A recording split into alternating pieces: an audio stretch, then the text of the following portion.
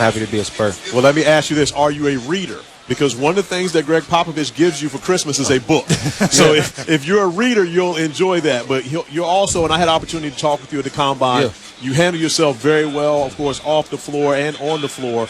When you look at that organization and you go in and try to fit in there, what was it about them during your interview process that made you feel comfortable and say, this is where I want to be?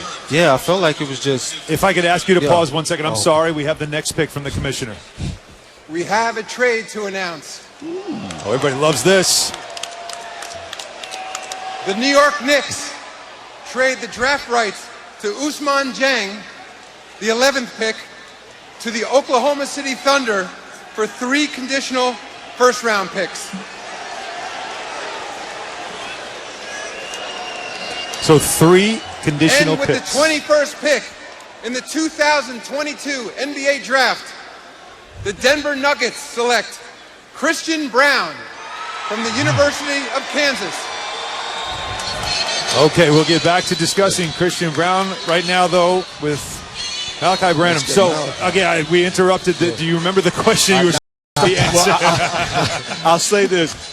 Malachi, I was drafted by the San Antonio Spurs. I was Greg Popovich's first ever draft pick. Okay. And when I left San Antonio, I said, this is where I want to be. What was it that they did to make you say, this is where I want to be? They just made me feel comfortable. They told me what I needed to work on. A couple teams did too, but they felt like they was being I felt like they was being real with me, and I felt comfortable with that. So. I love your path from Akron to Ohio State University to San Antonio. You're talking some pretty elite situations right there. Yes, sir. Seth, talk to me about when you went. Tell Malachi you were bragging on him when you went to practice during the year. I love that story. Yeah, I came to practice early in the season, Malachi, and I remember obviously came to watch actually EJ just to see what his development because I heard how hard he worked the whole summer. Yeah. And then about 15 minutes into practice, 20 minutes of practice, Coach Holtman comes over to me and I go, that dude is different. And and he said, he actually said, he said, Coach, you're right, but the light bulb went on for you about 10 games into the season.